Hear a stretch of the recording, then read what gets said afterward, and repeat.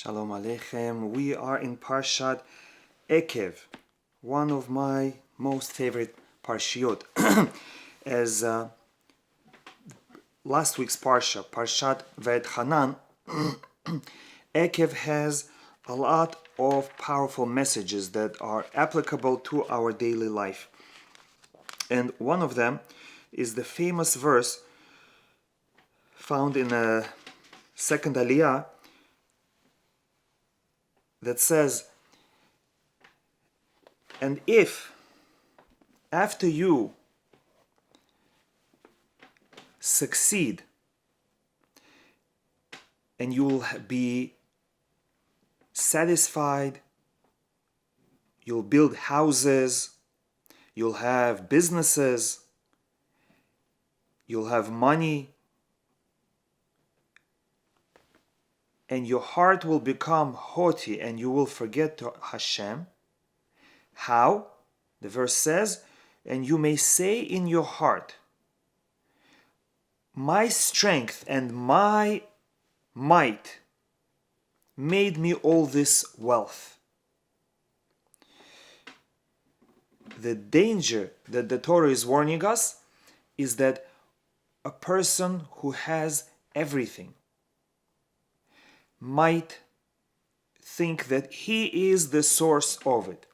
We remember how Paro, the wicked Pharaoh, proclaimed, Li Yeori, the river belongs to me, Va'ani asitini, and I made myself.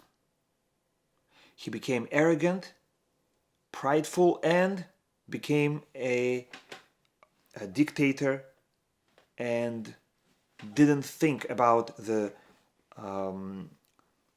suffering of other people. So that is the danger. When you have everything, you feel that I am independent. I don't need God because I have nothing to ask Him for. I have everything already. And therefore, perhaps I'm all powerful. Perhaps I don't need God. Chas v'shalom. Maybe what I have now is going to continue. My success, my luck, my wealth is going to continue. So our sages say that money, wealth is like a wheel, and the wheel is spinning. Sometimes one point on the wheel is on top, the next moment it's on the bottom. So the sages say money is something that does not stay in one location. That is why the Hebrew word for money is zuz. Zuz means move. Cash flow. We know that there is movement to money, not only in economics and finances, but also in person's destiny. And what is it based on? It is based on what the person's soul needs. What the neshama needs, that is what Hashem gives it. If the person needs to be tested through wealth, Hashem's going to give him wealth, and he will want to see, what will you do with the money that I give you? Will you help out the less fortunate? Will you use it to serve God? Will you say thank you to God? Or you'll become haughty and give the credit to yourself. If a person needs the test of poverty, Hashem will give him the test of poverty. And the person will try to make money and he will not succeed. The person will try to earn money, and as much as he tries, as much as he earns, as much as people give him, it's just not going to stay by him. And we see such people no matter how much money comes in, it all comes out. At the end of the month, they are always in debt. They're always trying to make ends meet. How is it possible? And the answer is because everything is preordained. And you cannot say, Hashem, I deserved money. I worked hard. I got a degree. I'm smart. Hashem says, you're making a mistake. You only have money because I am testing you with money. You only have success is because I helped you out. And I decided that for you, for your soul, you need to have this position. Whether I want you to be a doctor or a lawyer or a successful businessman, I want you to be in this position so that you meet these specific people and you have opportunity to interact with them and either help them or to fail your test. And the reason why Hashem inspires someone to become a businessman or become a doctor is because Hashem earlier predetermined each one of his tests, and Hashem already decided, do I want him to be rich or poor? And therefore Hashem guides our life in the direction that he wants us to end up.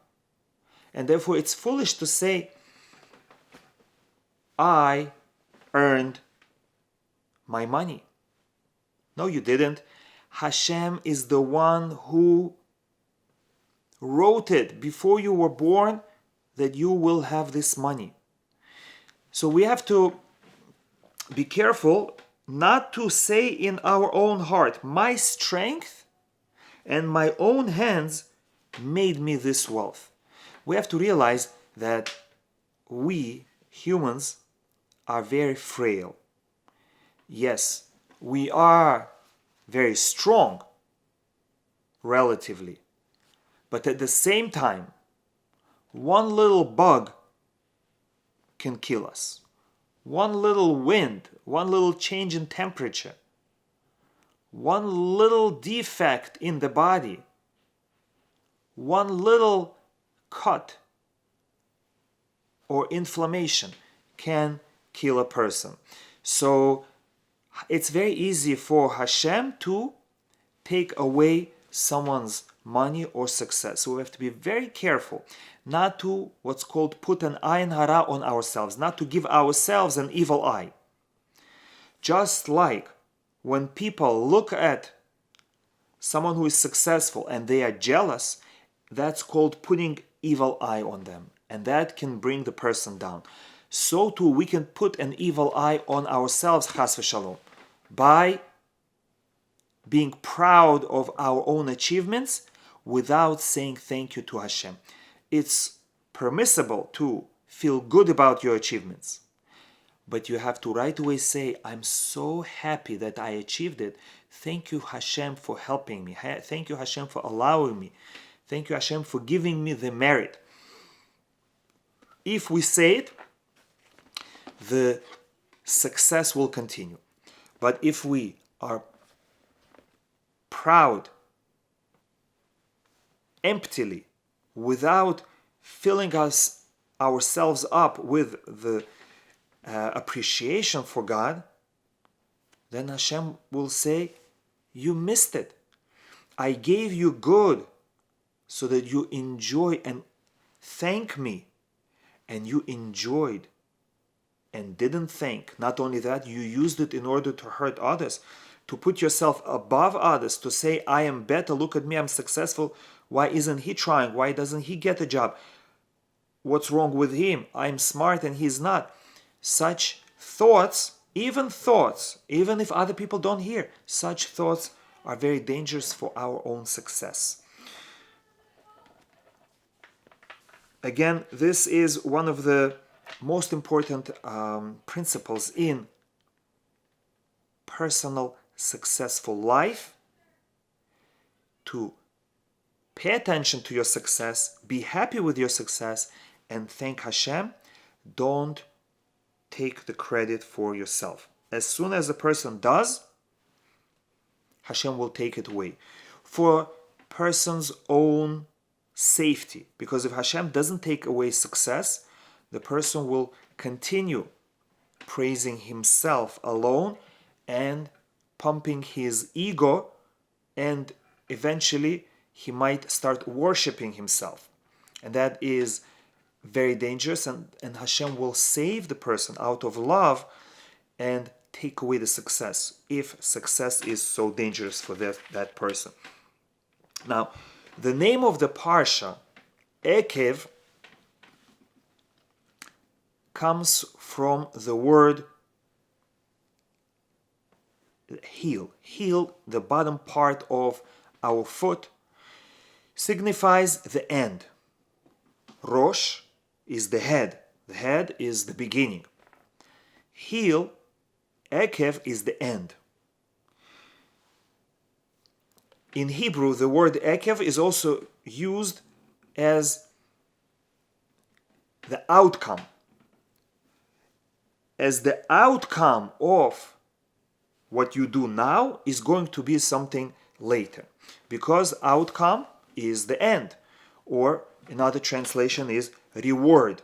Because reward comes at the end. It also hints to us to the time of Mashiach. The sages call the time of Mashiach Ikveta de Mashiach, the heels of Mashiach. On a simple level, to tell us that the stage of Mashiach is going to be very long. And towards the end of that stage, when Mashiach is going to come, that's already called Ikveta de Mashiach. Or we can interpret it, footsteps of Mashiach.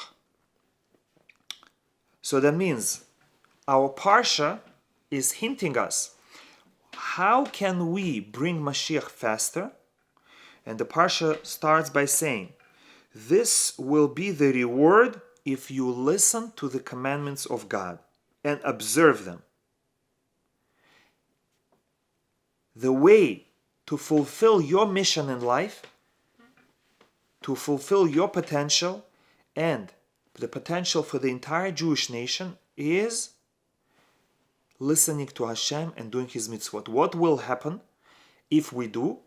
Ekev is going to come. Ekev means reward. Ekev means the end of time. Ekev means the times of Mashiach.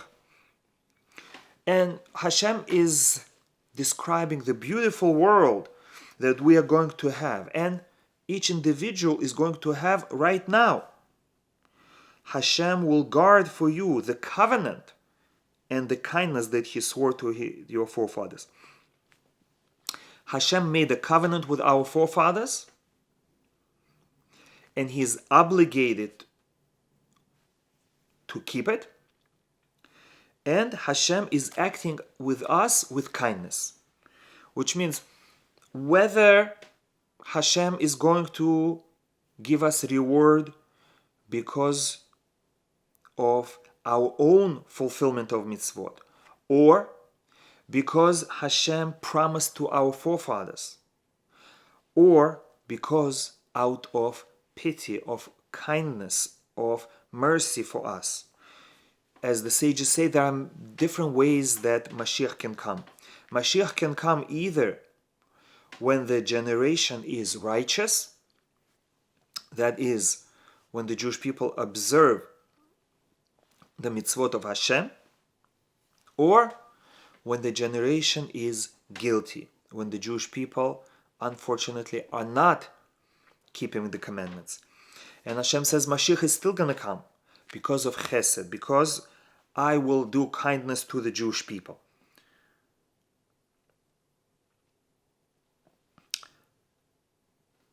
However, the ideal way is not to depend on Hashem's pity when we cannot do it ourselves, but to help out Hashem.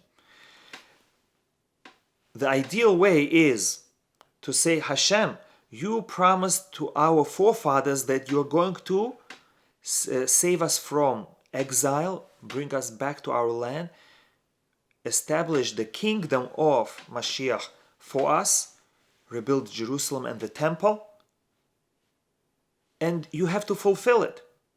But Hashem, it's going to be hard for you to fulfill your promise to our forefathers because we don't deserve.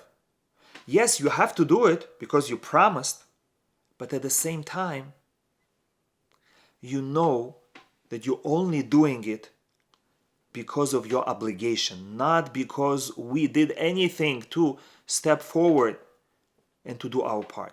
Hashem, we're going to do kindness to you. We, the Jewish people, are going to be kind to Hashem. How? And our sages say that a Jewish person can show kindness to God by fulfilling commandments. How is it possible? We, keeping Shabbat, putting on tefillin, eating kosher, we are doing kindness to God. God doesn't need anything. How can we help out God? And the answer that Hashem, out of His abundant kindness, wants to benefit others. He wants to give of His goodness to His creations. But sometimes He can't because He wants us to deserve it. He wants us to do at least something. And therefore, He's waiting for us. And He's hoping, when will this Jew do a mitzvah? As soon as he does, my hands are going to be untied, and I will shower him with goodness, with blessing. And Hashem will be so happy with the Jew who did a mitzvah, and Hashem will consider it as if the Jew did kindness for Hashem, because Hashem wants very much to reward us, to give us pleasure. But He needs our involvement. And our sages explain, because if Hashem would give us undeserved pleasure, we ourselves would not enjoy it. We ourselves would feel bad that, look at this, I didn't deserve it, and God is giving me. Doesn't feel good. So Hashem said, don't worry. I'm going to give you opportunity to do a mitzvah, to do something for me, and then when I give you the reward, you're going to enjoy it to the fullest, because you're going to feel independence, that I deserved it. I can, with a peace of mind, enjoy my steak because I made it myself. So we are giving God the greatest pleasure of giving us greatest pleasure. What's the greatest pleasure of a mother? When she sees her child eating food that she made. That's so much pleasure. It's worth it to have a child just to feed him. That's how good it is. Our sages say in the Talmud, more does the cow want to feed the calf than the calf wants to drink from his mother. The cow enjoys feeding the calf more than the calf enjoys drinking the milk. Now, whether the cow really enjoys it, I don't know. But it is true for people. We enjoy doing kindness. We enjoy helping people. We enjoy seeing how others benefit from our efforts. And this is something that Hashem implanted in us because it is part of Him. God also has this trait that He is good, He is kind, and He wants to distribute kindness to everyone. He wants to share, He wants to give. But because He doesn't want to just give it to us as He gives to animals, animals don't have to do anything for God. So the relationship is that of a creator and an infinitesimally small creature, a master and a slave, an adult and a baby that has no understanding. When God showers benefit and pleasure on animals, that's the relationship. Hashem doesn't get anything in return. And animals don't enjoy the pleasures of the world as much as people do. Why? Not only because their brain is not as developed, that they don't have as many neurons and nerve endings and the nerves that bring the signals to the brain.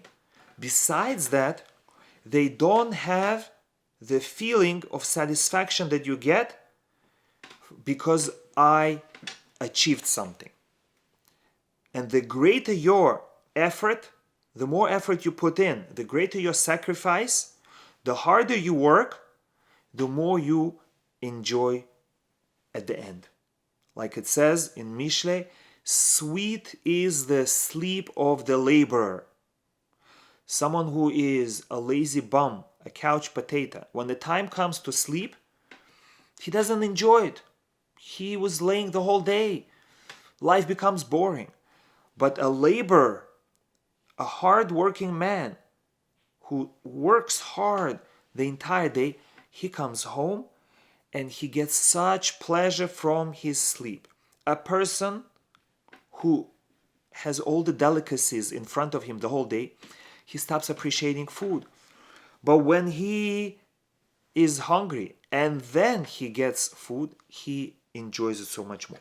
So people have this additional benefit that we can achieve a state of ultimate pleasure when we do something for it, especially if we have to pass a hard test. So we can do kindness to God by allowing Him to give us a reward. Yes, a child can give pleasure to his mother by coming to her and saying, Mom, I did my job. Please take me to the store to buy me a snack. And the mother will say, sure, I didn't really need you to do the task. I could have done it in a quarter of the time and twice as good.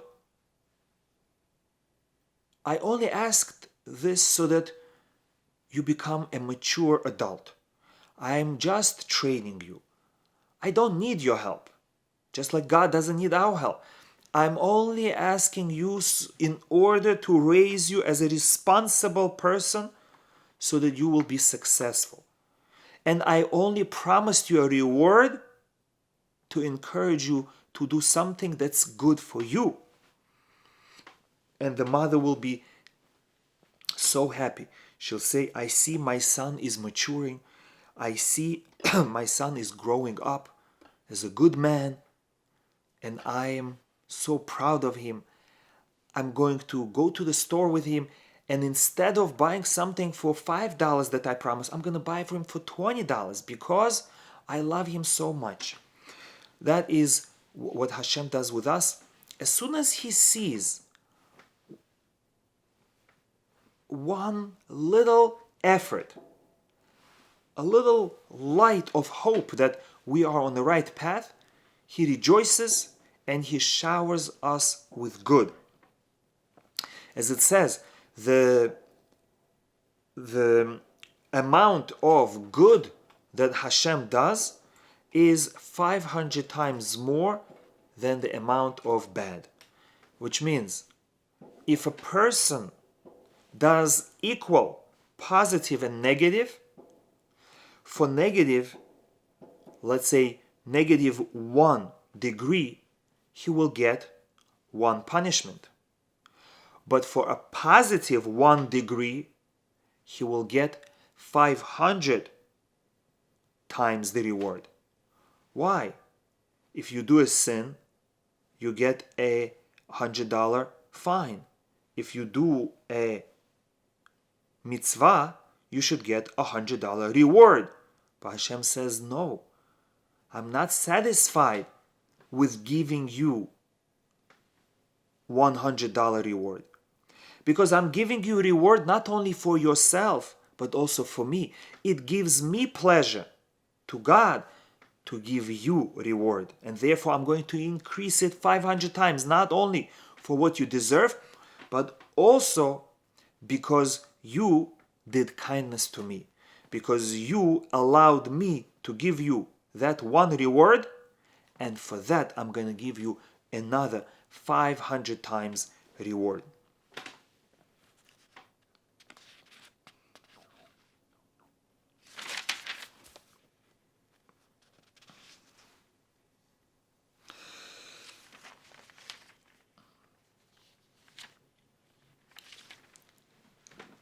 In the next section, the Parsha speaks about the time the Jewish people spent in the desert. And it says that actually it was planned. It says, remember the entire road on which Hashem led you these 40 years in the wilderness. Why? In order to afflict you, to test you, to know what is in your heart. Now we find the secret why the Jewish people spent 40 years in the desert. And that is because we were tested by God as a nation. How were we tested? He afflicted you and let you hunger, and then He fed you man, the heavenly manna. What kind of test is man? In order to make you know that not by bread alone does man live, rather by everything that emanates from the mouth of God does man live. To teach us, coming back to the message we spoke earlier about, that Hashem wants that we should recognize that our success comes not because of our own effort, but everything that emanates from the mouth of God does the man live. Don't think that you are alive because of the bread that you yourself planted and harvested and made. Rather, recognize that what comes out from Hashem's mouth, what Hashem decrees, that's what gives a man ability to live.